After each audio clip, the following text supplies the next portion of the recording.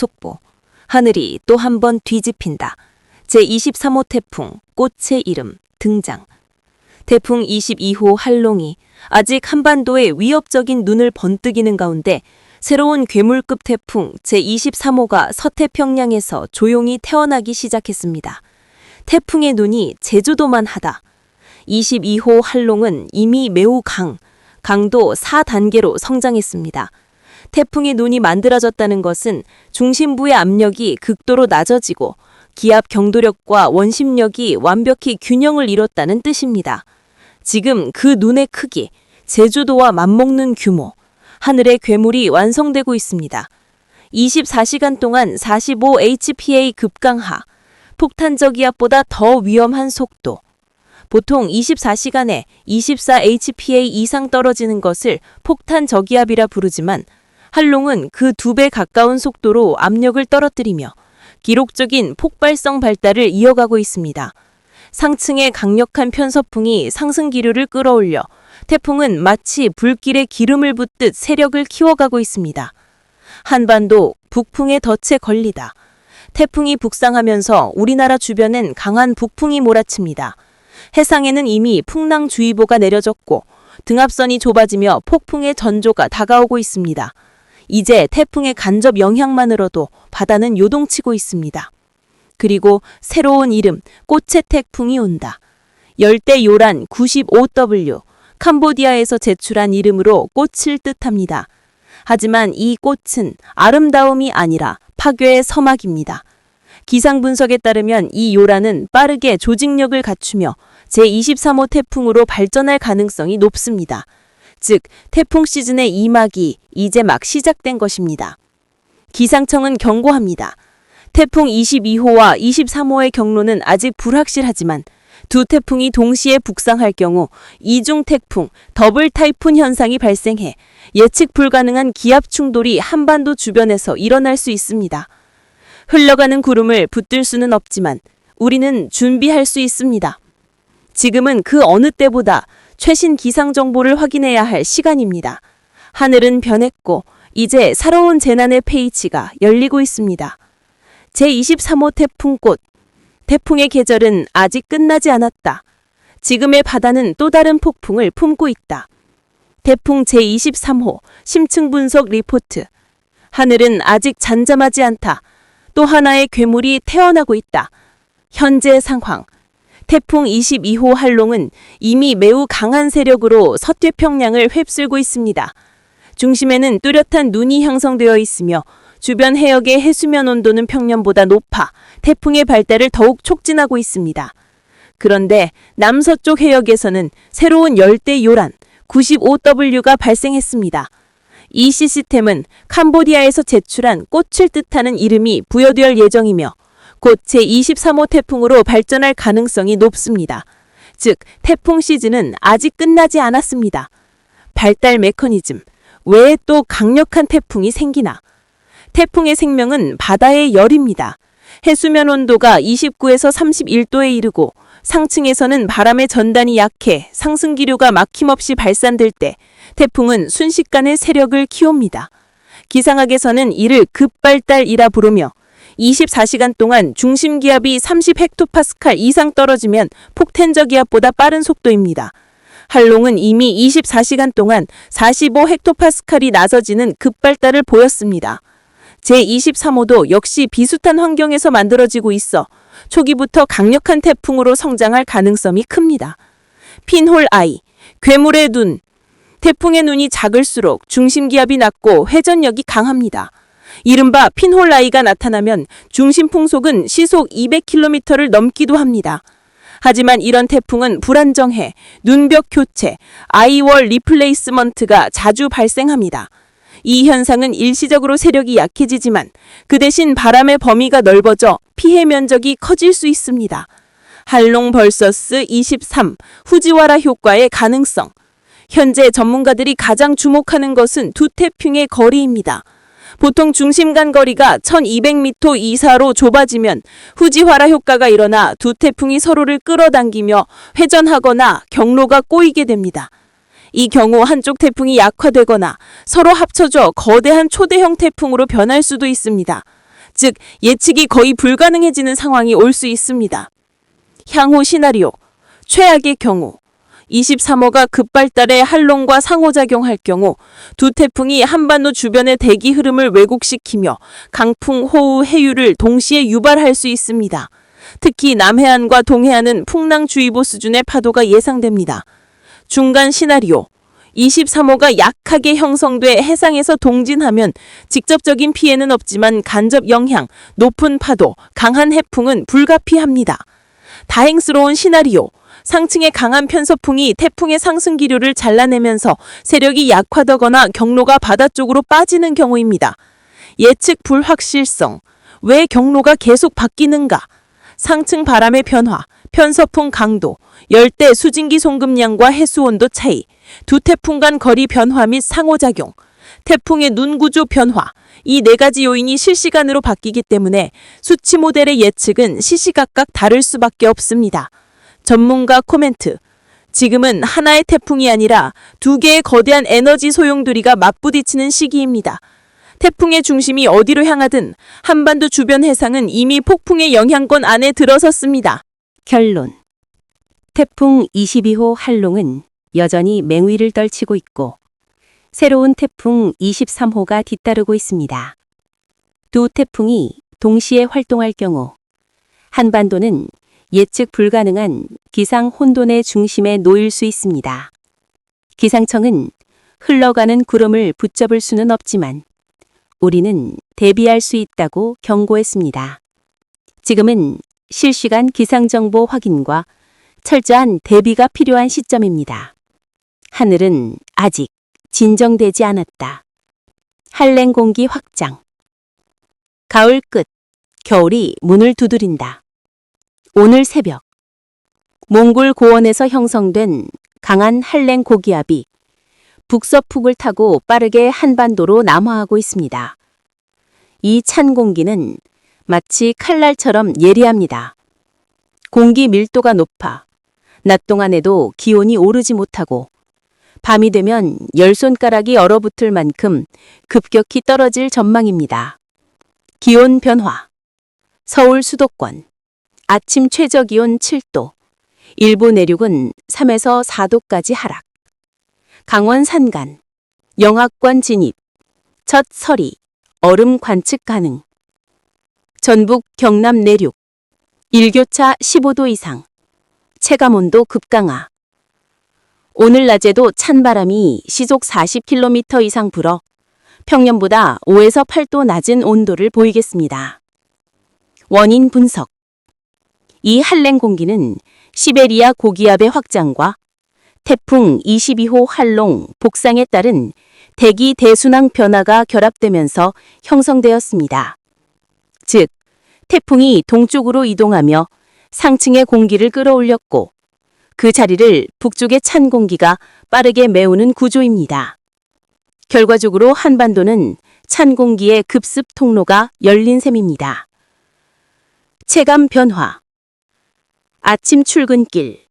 차창 김서림과 하얀 입김이 다시 시작됩니다. 등산 및 야외 활동 시 강풍 플러스 낮은 습도로 체온 저하 주의. 난방을 서두르지 않으면 실내 온도가 빠르게 18도 이하로 떨어질 수 있습니다. 주의보 가능성. 기상청은 한랭주의보 또는 한파특보를 검토 중입니다. 특히 농촌 지역에서는 첫 서리 피해가 예상되며 노야약자와 독거노인은 저체온증에 주의해야 합니다.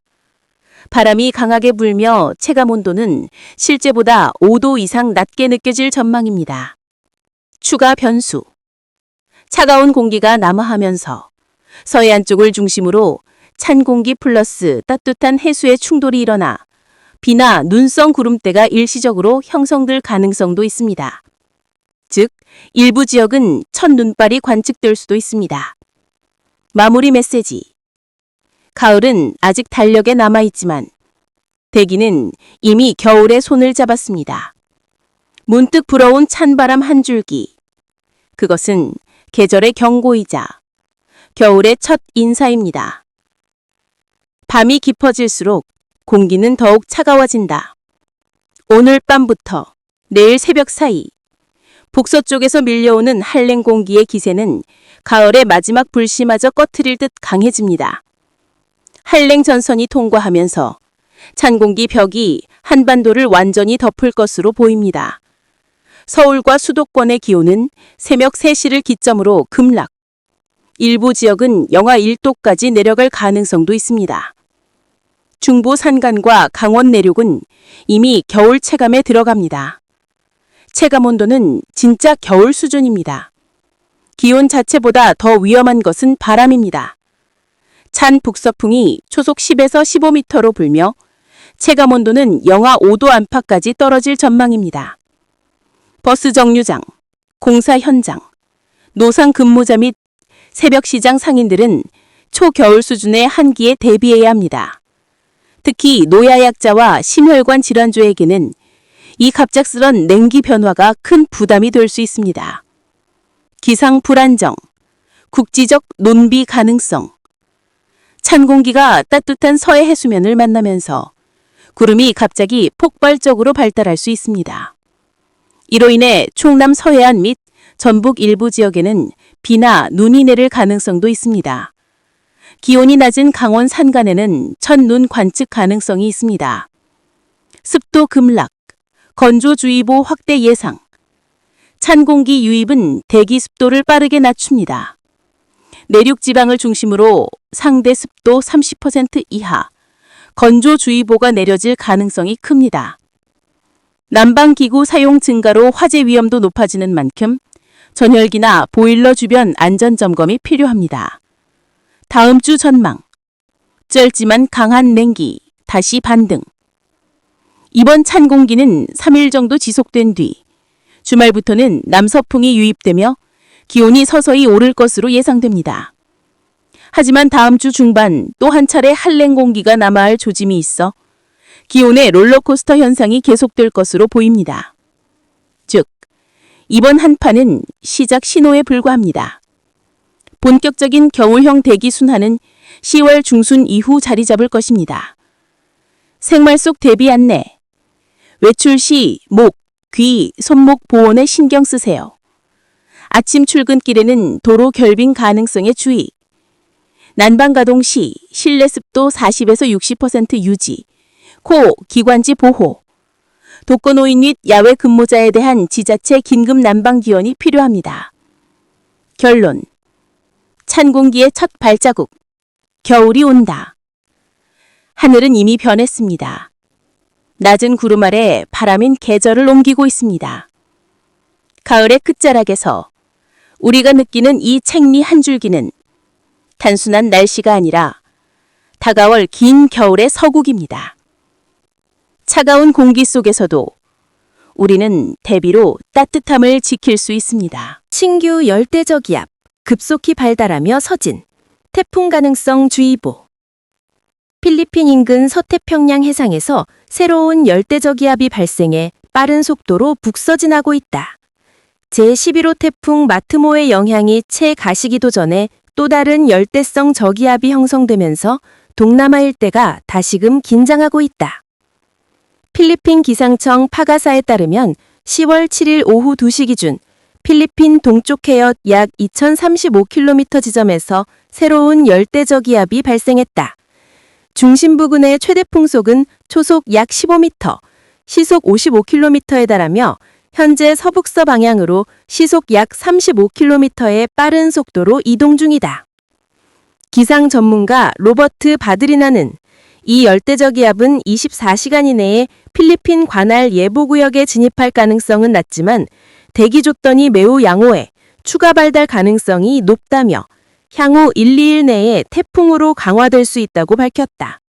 필리핀, 세계의 기상 시스템 동시 영향, 곳곳에 비와 강풍. 현재 필리핀은 북동 계절풍, 열대 수렴대, 그리고 새로 형성된 열대저기압의 복합 영향으로 전국적으로 불안정한 날씨가 이어지고 있다. 비콜 지방과 케손주는 북동 계절풍의 영향으로 많은 구름과 비가 예상되며 민다나오와 비사야스, 팔라완 지역은 ITCG의 영향으로 천둥 번개를 동반한 소나기가 자주 발생하고 있다. 북부 지역의 카가얀 밸리, 일로코스 노르테, 아파야우, 아우로라 등은 흐린 날씨와 산발적인 비가 이어지는 가운데 차가운 북동풍이 불고 있다. 한편 지난주 필리핀을 강타한 제11호 태풍 마트모, 현지명으로 파올로의 피해 복구는 여전히 진행 중이다. 이 태풍으로 30만 명 이상이 피해를 입었고 8천여 명이 긴급 대피했으며 교통, 전력, 항만 등 사회 기반 시설이 심각한 타격을 받았다. 북부와 중부 지역 일부는 아직도 정전 및 통신 두절 상태가 이어지고 있다. 베트남 북부는 잇따른 폭우로 도시 침수, 하노이 전역에 비상 걸렸다. 한편 태풍 11호의 잔류 영향으로 베트남 북부에는 집중호우가 지속되고 있다. 특히 10월 7일 새벽 하노이에 시간당 100mm에 달하는 폭우가 쏟아져 도심 곳곳이 침수되었다. 총 122곳의 침수구역 중 29곳은 차량 통행이 불가능할 정도로 물이 차올랐으며 김년, 찌릉진, 까오즈이, 탄수원 등 주요 도로는 50cm 이상 물에 잠겼다. 하노이시는 현재 모든 배수 펌프장을 가동 중이며 옌서, 동봉이, 고뉴해, 동주 등 주요 펌프장이 24시간 가동되고 있다. 또한 시당국은 교통방송 VOV를 통해 실시간 침수 상황을 안내하고 도로 양쪽에 수신 표시 경고 표지판을 설치하는 등 시민 안전을 위한 대응에 총력을 기울이고 있다. 북부 산악지역, 산사태와 홍수 위험 고조. 베트남 기상청은 향후 6시간 동안 북부 산악지역에는 산사태와 급류 발생 위험이 높다고 경고했다. 특히 라이차우, 디엔비엔, 썰라, 라오카이, 푸토호, 광닝 등지에선 지반 약화로 인한 붕괴 사고 위험이 커지고 있다. 이외에도 하이퐁과 타인화 지방도 국지성 폭우가 이어질 전망이다. 남부지역 8에서 11일 사이 광범위한 폭우 예상. 남부지역도 10월 8일부터 11일까지 대규모 뇌우와 집중호우가 예상된다.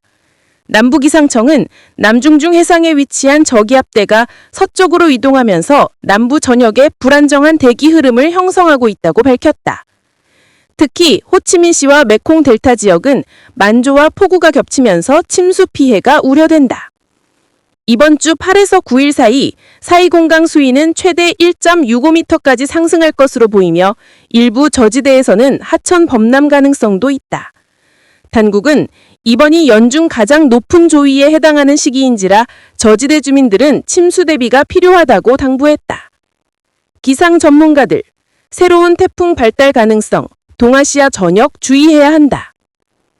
전문가들은 이번 새로운 열대저기압이 향후 태풍으로 발달할 가능성을 배제할 수 없다고 경고했다.